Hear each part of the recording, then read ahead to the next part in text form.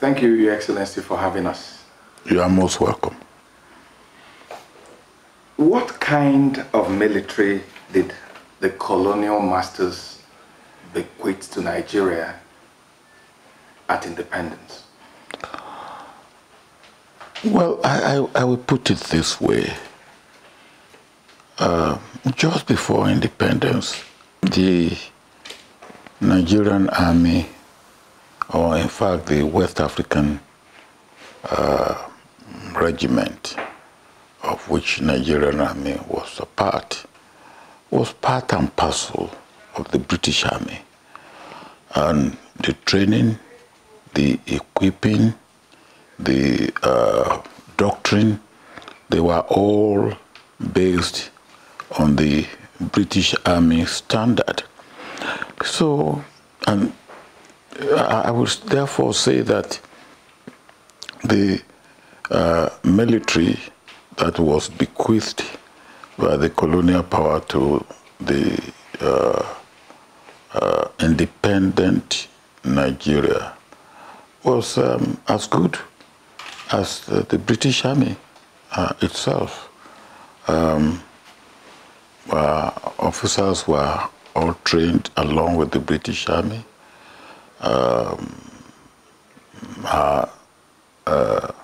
Warrant officers, non-commissioned officers were trained by the British warrant officers and non-commissioned officers. Our institutions were based on the British Army standard. So, and in fact, most of the officers in the process of building up the Nigerian officer corps to the level in quality and quantity to be able to take over. Most of the officers were the British Army officers. So the army that was bequeathed to independent Nigeria was a solid army of the British Army standard. You were a young officer. I was. At that time? Yes. Did you have in your dictionary at that time, he was from the north, he was from the east, he was from the south? Or was it one united Nigerian army? It was one united Nigerian army where esprit de corps was really very much present. For instance, most of the, we don't differentiate.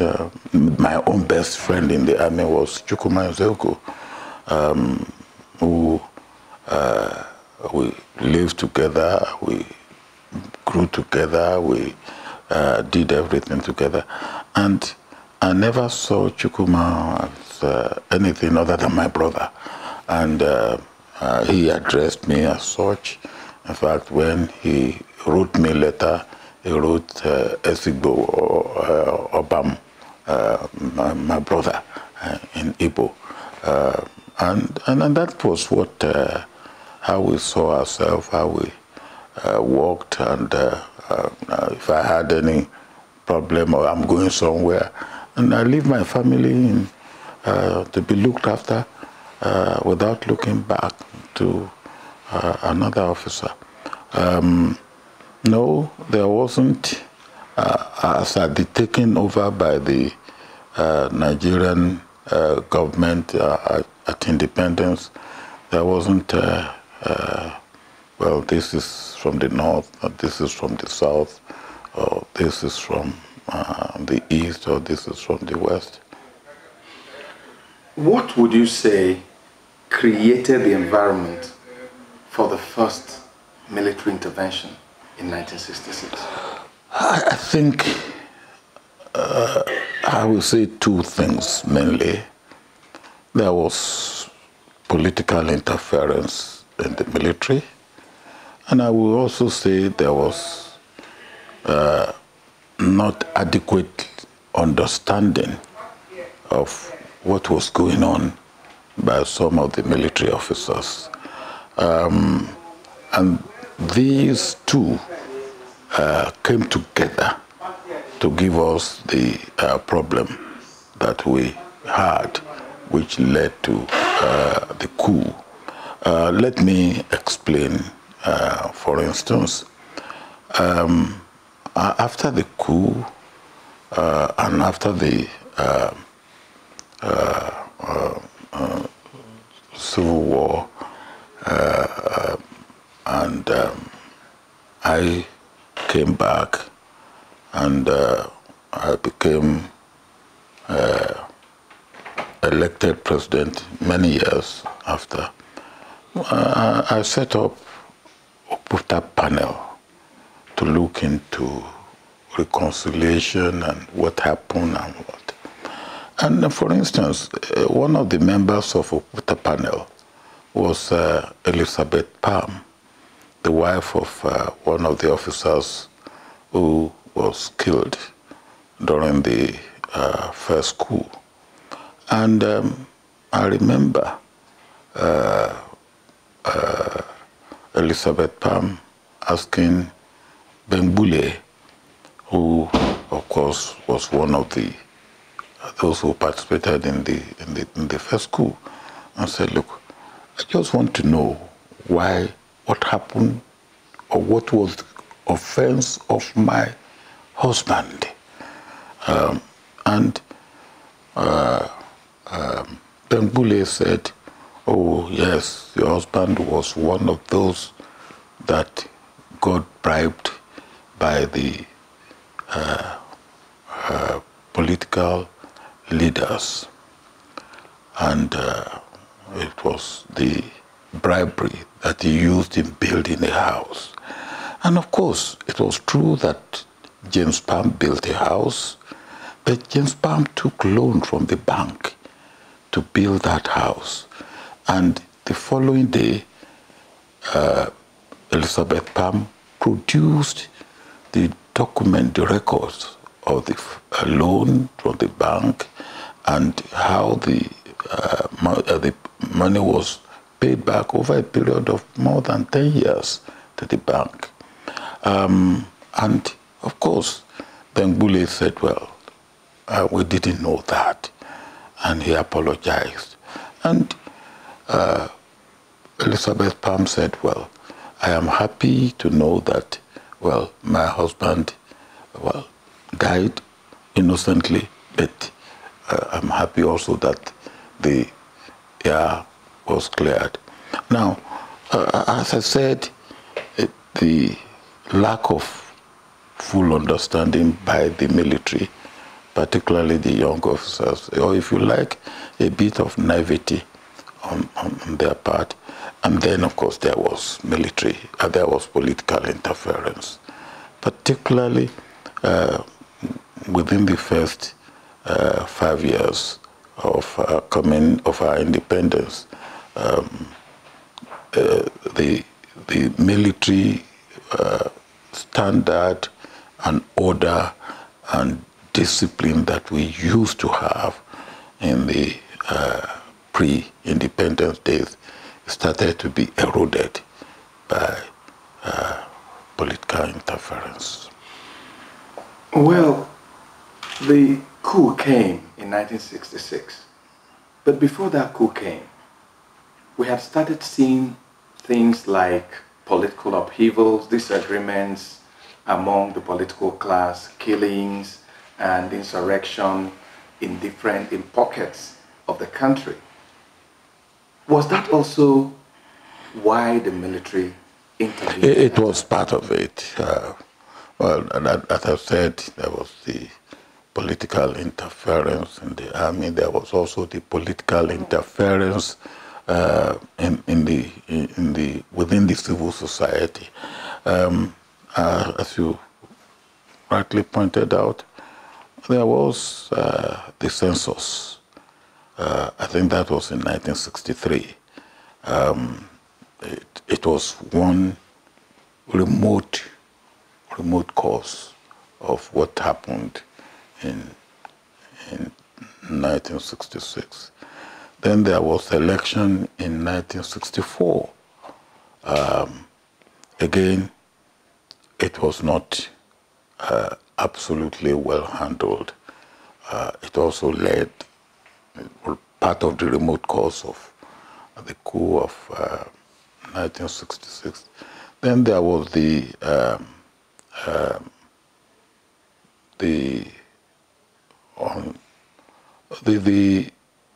disturbance in Tiv land of what today is called Benue State, and the military was deployed there. It caused a little bit of bad feeling within the political setting, and also it has implication for the military. So, yes, you are right to say that the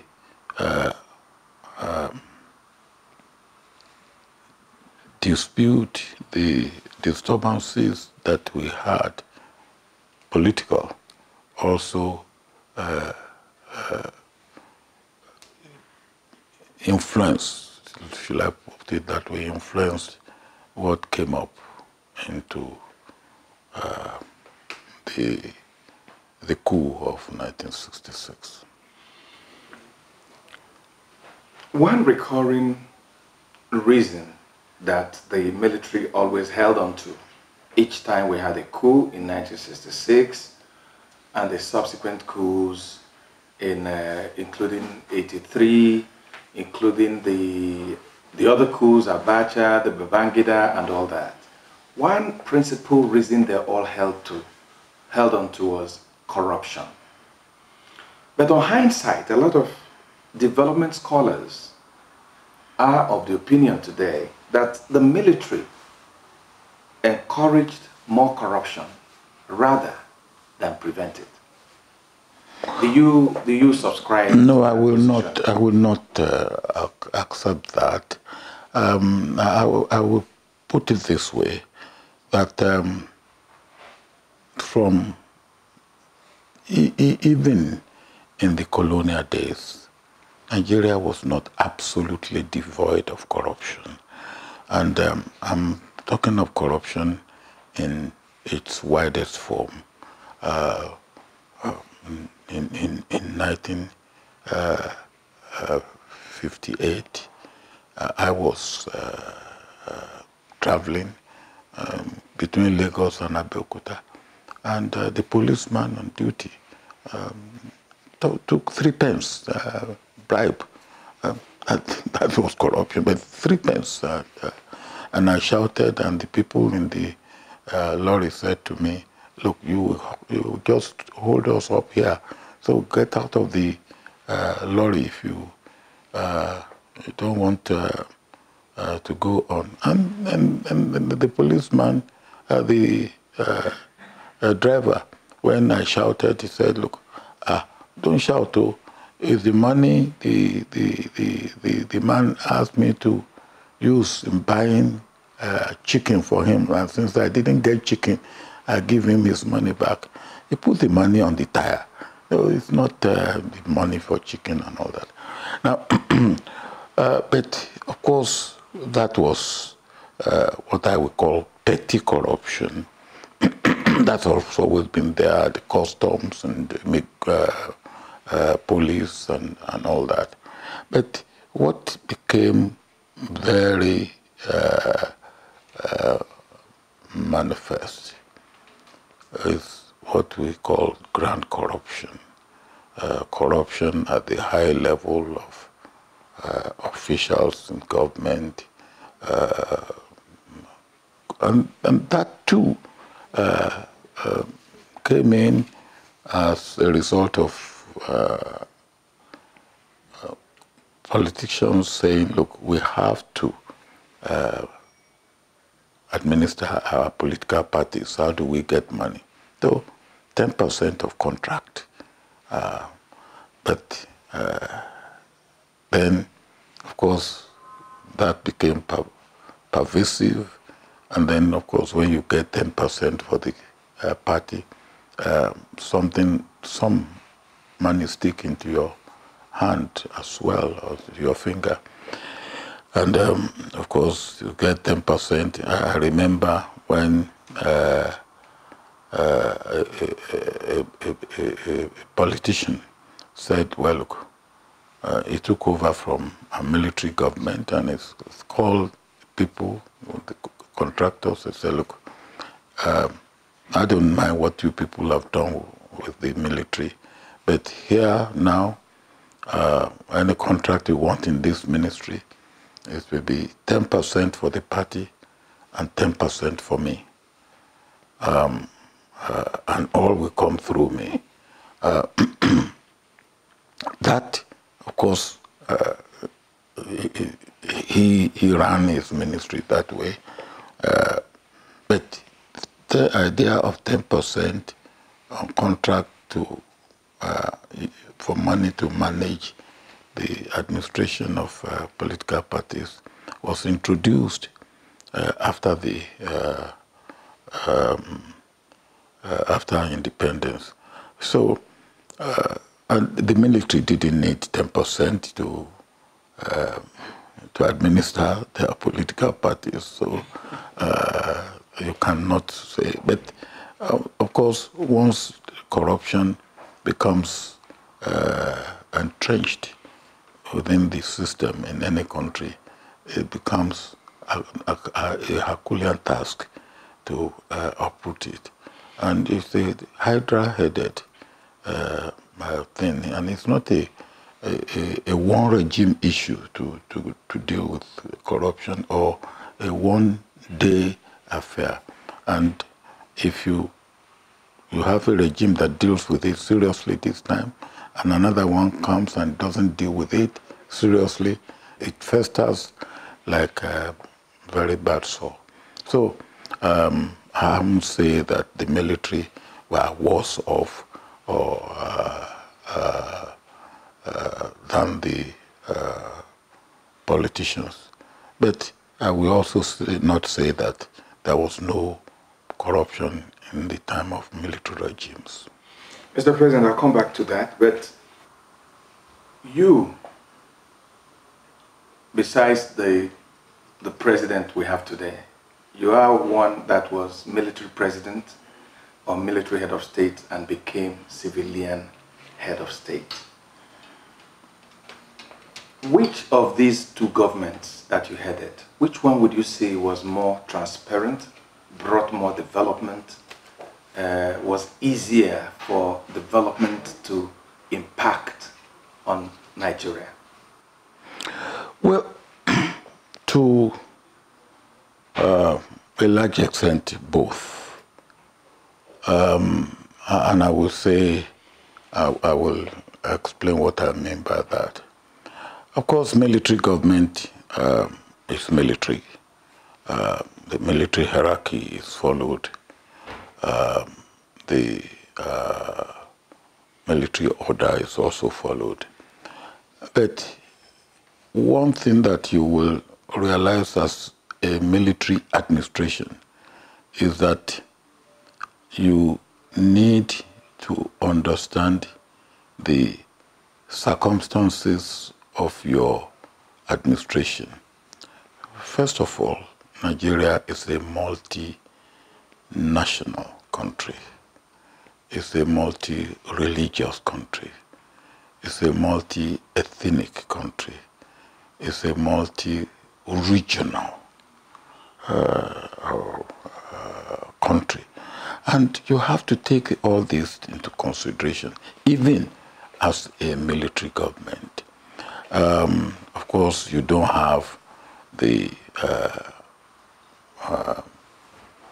idea or the problem, if I put it that way, of going to parliament or to National Assembly.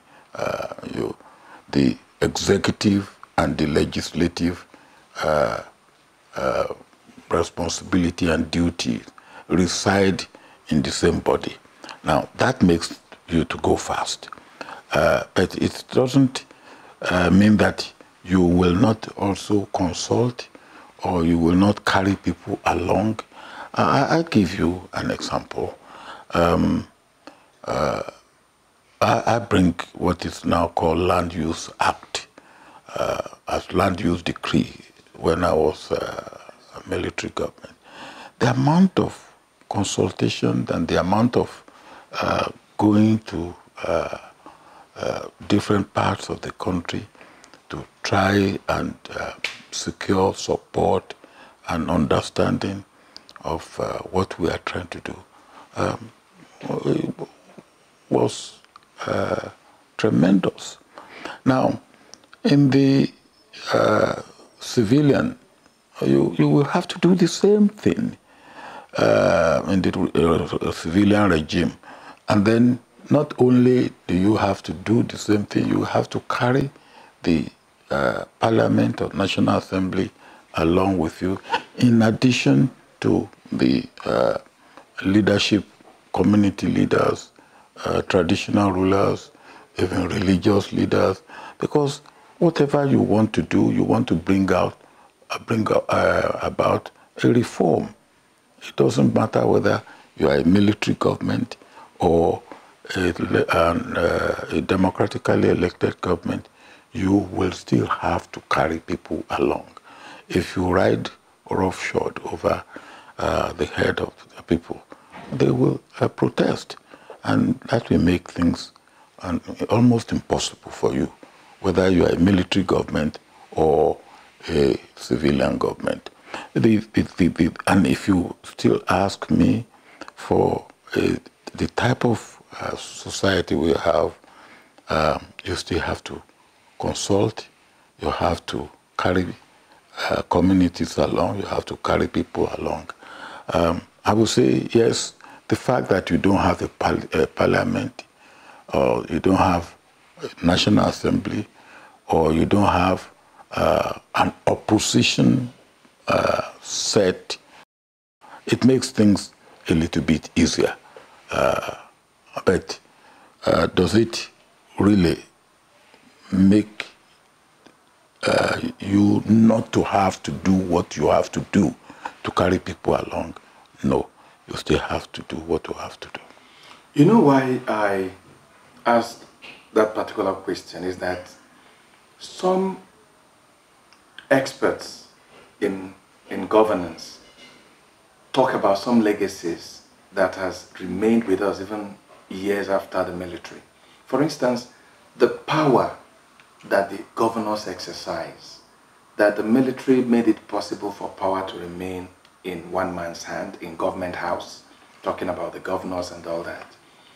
Things like security vote, it was unknown to governance as it is today, but it started with the military. Security vote has always been. That it's now being abused and misused, that's a different thing. But security vote has always been. So, and it probably not as large. Security vote has always been, it has always been. So if you want to complain about security vote, yes, what is it used for? Who determines what it is? It's for security, but now it has been, in my time as military head of state, security vote is security vote. That's always been.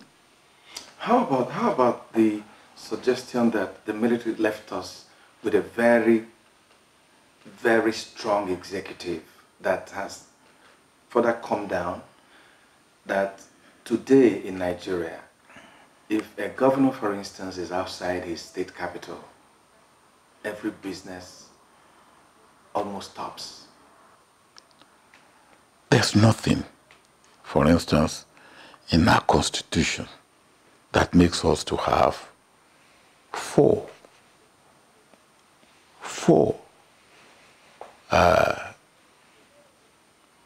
military head of state paraphernalia at the National Center. One for the president, one for the vice president, one for the Senate president, and one for the speaker. Nothing. Nothing. When I was military head of state, we did not have how many cars? We probably have 2. When I came back as elected president, the cars have ballooned. And I said, and when I was military head of state, I used to go out in Peugeot car to go and inspect works. And I will have one escort motorcycle rider in front, not even known to be. When I came back as elected president 20 years later, I have been told that I can't do it. And the reason why I can't do it is that security has become so bad that I couldn't be allowed to go. When I was going to Abuja as elected president, I took 2 private cars of mine because I was able to use private car of mine when I was military head of state. I couldn't use my private car because the security wouldn't allow me to. Now, these are changes that have taken place as a result of situations of about security in our own country and elsewhere in the world. And you will not, well, as military head of state, we never had bulletproof cars until the death of Murtala. We never had bulletproof cars in this country until the death of Murtala. And after that, well,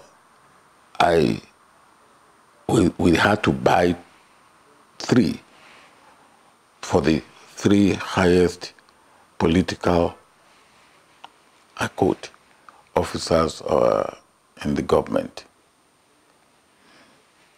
But we started with, even then, it was only occasionally used. Then we reverted to our Peugeot. And it was Peugeot until suddenly Peugeot disappeared. And I used to enjoy the discussion we used to have because since we were using Peugeot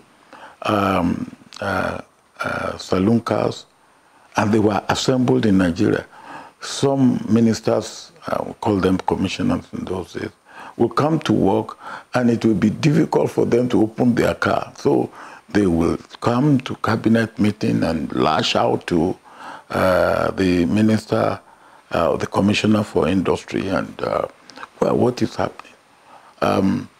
So I think what has happened is gradually,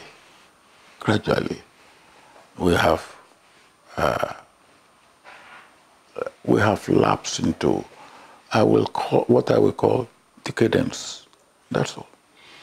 Mr. President, let's do a fast forward after you had handed over in '79, and then the '83 coup, and the coming of Babangida, and then Abacha. You became a strident voice against the military. I think that was when you started your letter writing and criticizing specific behavior of some of these leaders. What changed? What started worrying you at that point? Well, I've always believed that the military are not meant to be in government. Coup is an aberration. And if you find yourself in government, you should do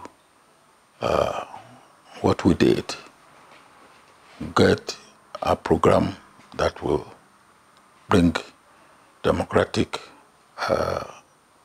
form of government back and the military to go back to barrack. And that was what he did. And if we did that, because that's what we believe in, myself and Murtala and those of us who were who were there then, I think I should, if I believe in it, I should preach it. And so I believe, and that was what I said, that one of the things that led to my being arrested by Apache and being put in jail, just missed by Whiskers being killed, and was that if you want to get in to be in government, put down your uniform and contest. And if you win, then go on. But taking a gun and at night and killing your fellow officer, your leaders, and saying you now are in government, I don't believe it's right. And then, of course, the other thing is that when you have military in government, it also pollutes the military, and it destroys the discipline. First of all, they have the hierarchy. And we saw that in Nigeria. Now, you see, in the military, you know yourself. You are either the same intake, you know the performance of those of you in that intake. And if one of you takes gun and kills the head of state or the head of government and says he's now the leader, now those others who are his mate will not take kindly to it. All they will be thinking of doing is how to pull him down. And we saw that in Nigeria. So the military should really not be in government. And democracy is not a perfect form of government. I think but it is one form of government that allows for consultation, for dialogue, for participation, and particularly in a as I said earlier, a multinational form of society like Nigeria. You just told me that you missed being killed by Whiskers. Mm-hmm. Were you alarmed when your younger colleagues in the military had so politicized the military at that time that what we continue to see was a struggle, constant struggle for power? Were you scandalized? And did you fear for the country at that time? I did. And that was why I spoke out. I did. The military coups and things, they don't bring stability. They may hasten a little bit of way, as I said, in some form of development, but it does not go. Such development can only be entrenched if and last longer if democracy takes over, because each time a military government comes in, is instability. Even when the coup is unsuccessful or fully unsuccessful, like the coup that removed Ironsi, it was that was successful. But the coup that killed Murtala was not fully successful, but the instability was there. So every time there's a coup, there also it's a retrogressive situation for the country.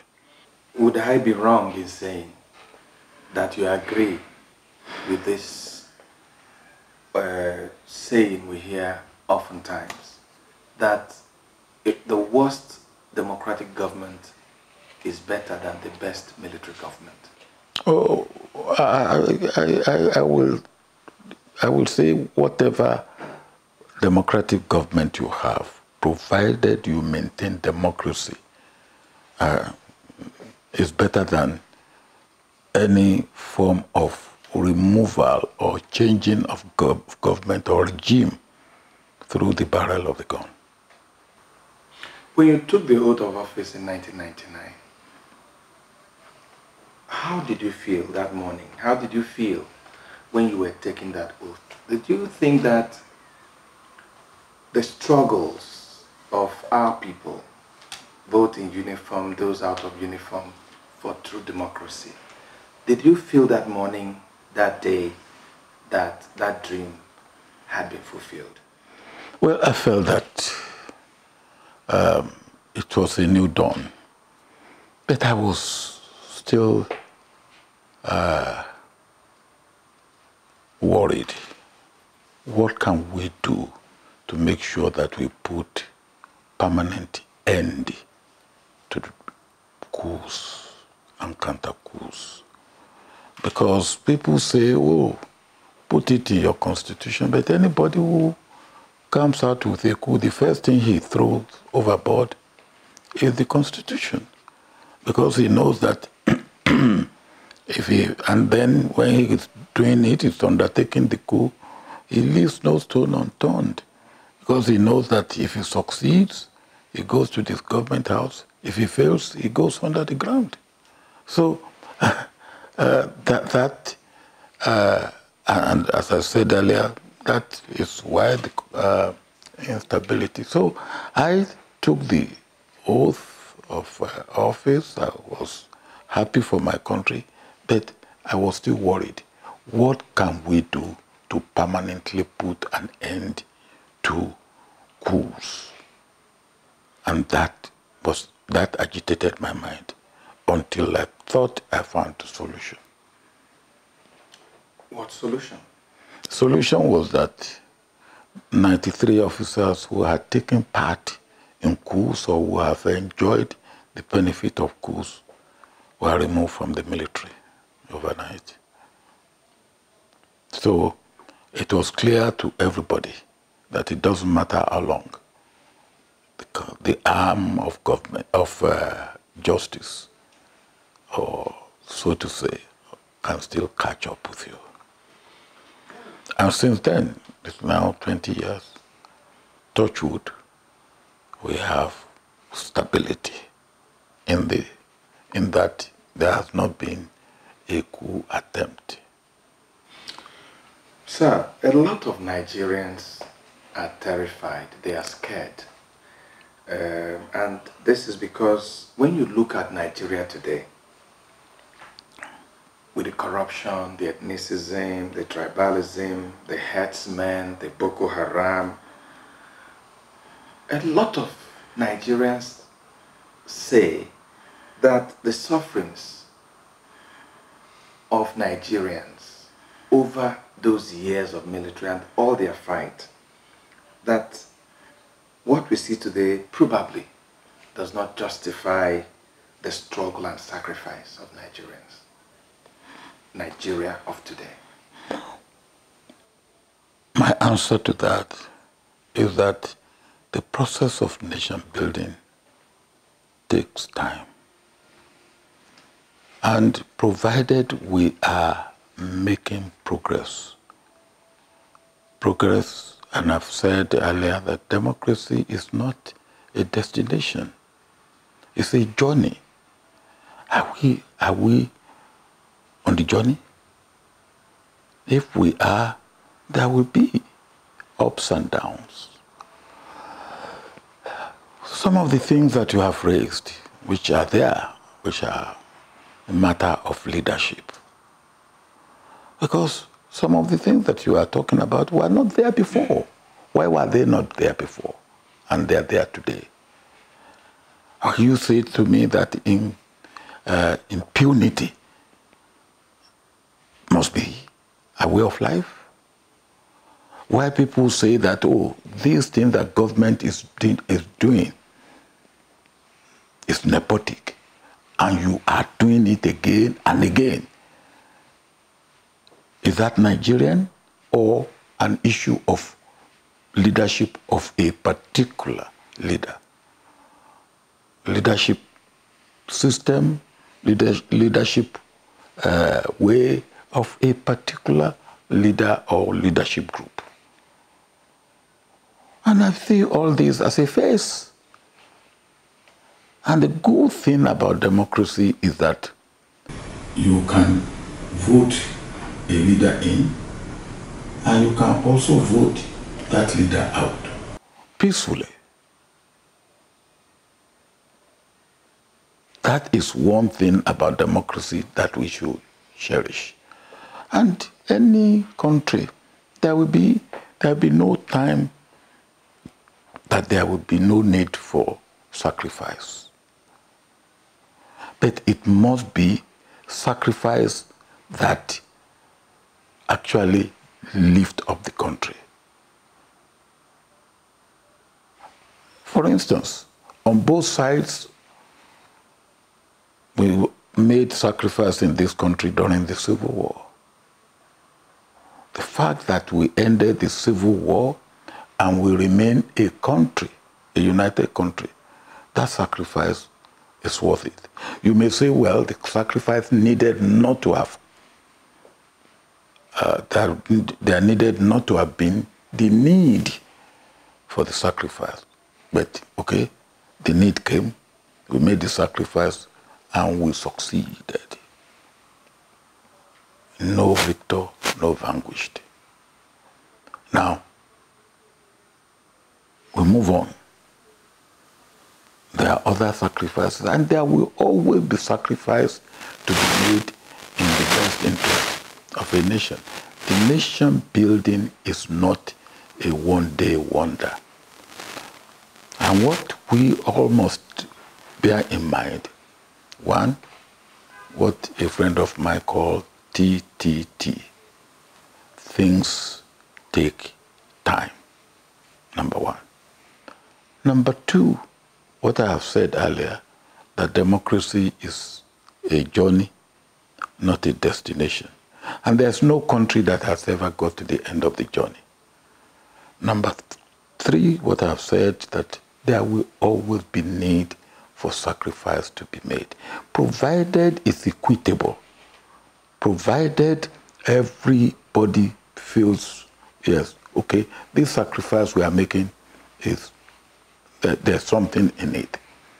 And at the end of the day, we all feel, yes, it's a justifiable sacrifice.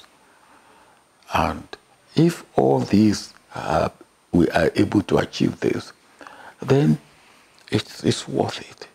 And leadership without sacrifice, then is hollow. And there must be sacrifice. And to say your sacrifice amounts to nothing, or you don't want to make a sacrifice, then you don't want to build a nation. So what have we got? We've got a country, Nigeria. What we now have to do, we have to build Nigerians. The thing you talk about, ethnicity, nepotism, corruption, they are signs that we really haven't built Nigerians that we should have built. And we must continue in the process of building Nigerians so that I will feel, first, I'm a Nigerian before I am a Yoruba man. Of course, I have to be born in Nigeria, either as a Yoruba man and Shekiri man, or to be a Nigerian. But I see my Nigerianness not in the way of my Yorubaness, and my Yorubaness not in the way of my Nigerianness. And I must not say to other people that, look, willy-nilly, you must go follow the Yoruba culture. or willy-nilly, you must go the way of my religion, or willy-nilly, you must go the way of my language. Because Nigeria is multi. And when you get into a situation where Nigerians are, you should feel at home. No matter what language you speak, no matter what culture you come in, no matter what even political affiliation you have, you must feel at home. Mr. President, one of the darkest moments of our history was the Civil War. And a lot of Nigerians are worried that those red flags are flying once again. The killings in different parts of the country, high levels of corruption, accusations of nepotism, and all that. How do you look at these contemporary issues today, especially with the fear that if things are not done in the proper way, we might likely go that road again, where Nigerians start fighting among themselves? I mean, everybody I've spoken to, people that work with you, they said, anybody can accuse you of anything, but not your commitment to the unity of Nigeria. What will you say to Nigerians at this time?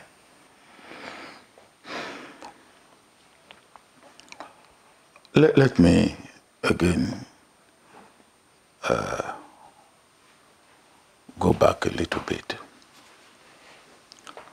In the time of Abacha, many Nigerians lost hope because they just didn't see any way out. But I keep saying God is a Nigerian. And when I say that, people laugh.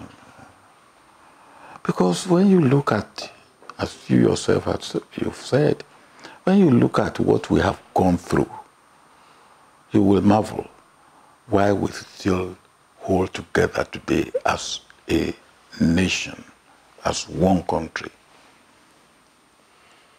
Is there hope? Of course, yes.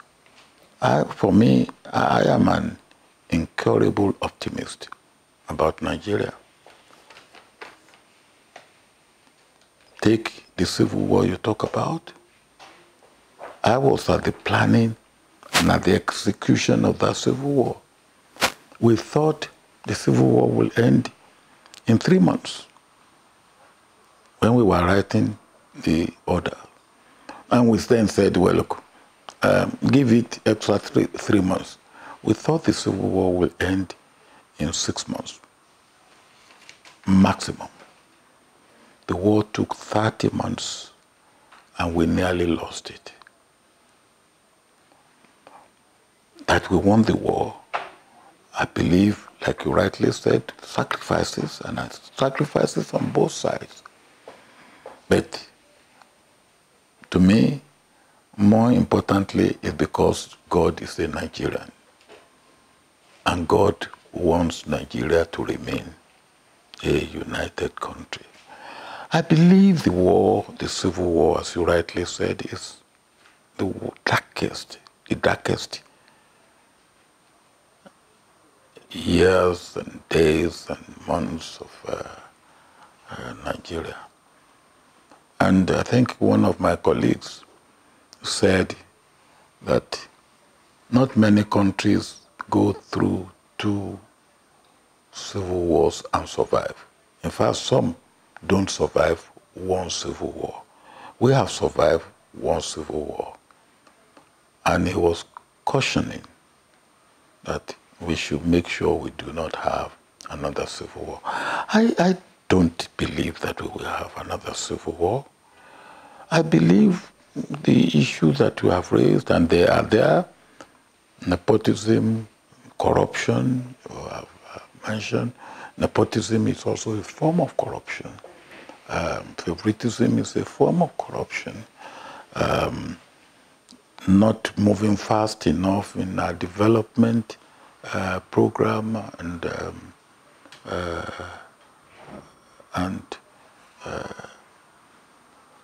what we now have, where people do things with, I don't care. You just do it, and as if there's no, you are not responsible or accountable to anybody. I believe they will be, I see them as passing phases. Passing phases. If God can take care of Abacha, and if I can put it that way, after the Civil War, Abacha's era was another dark. And if God can see us through that, I believe God will see us through any situation. But I will tell you this, when I was about to consider contesting for the presidency of Nigeria, many people came to me and said, you will be the last president of Nigeria.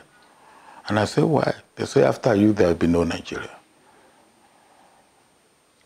And they had reasons to feel that way. And all I could say is that, look, I will give it my best that I have, the best that I have. And I give it the best that I have. I wouldn't say that I was perfect. Of course I wasn't, because I'm human. But there was no doubt that I did the best that I believe I could do. And now, Nigeria still remains. We have had 3 presidents after my time, and Nigeria will continue to remain. So what do we need to do? Now, one, how much do we care for ourselves in this country? How much do we hold leaders responsible and accountable? How much do leaders feel that they are dealing with human beings of diverse background, diverse culture, diverse religion, diverse social background, diverse ethnicity,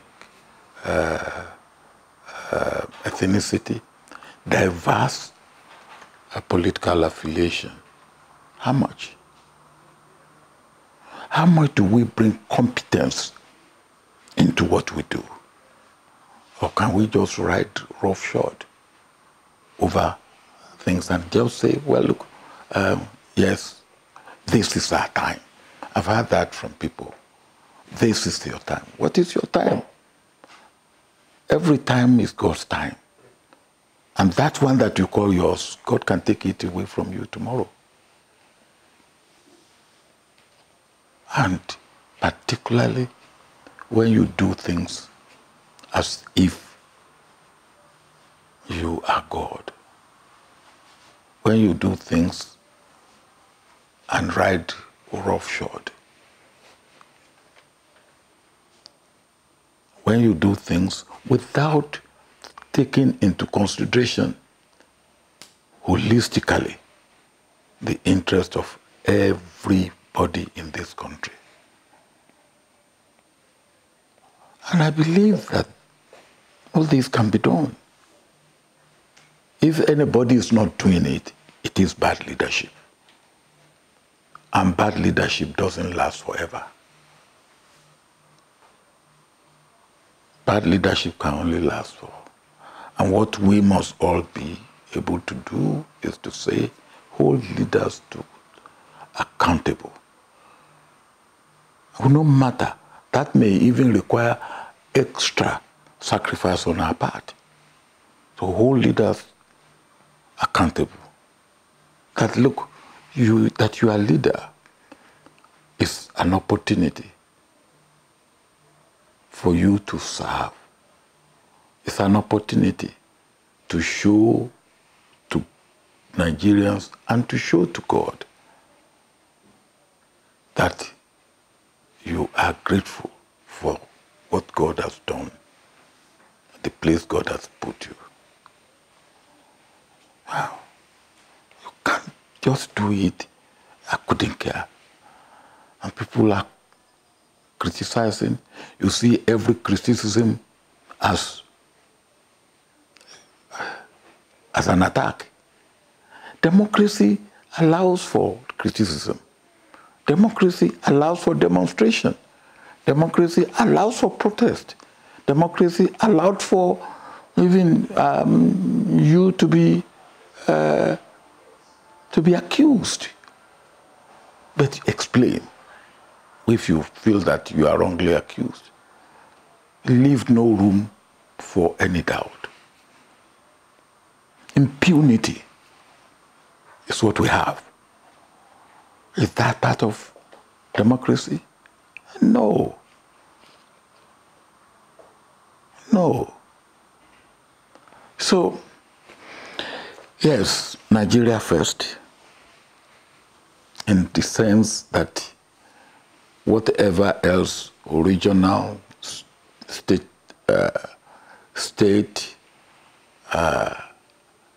community, they take second place after Nigeria. Because we are able to talk to, you are able to talk to me. Because Nigeria is Nigeria. When I was campaigning in 1998 and 99, one experience that I will never forget was going to Dantata in Kano. At about 10 p.m., he was waiting for me. And I said, Malam, I have come to seek your support. And he looked at me and said, you know, the only reason I will give anybody my support is because I do not want to have to get visas to go to Enugu or to go to Lagos. And that is meaningful to me. And I said to him,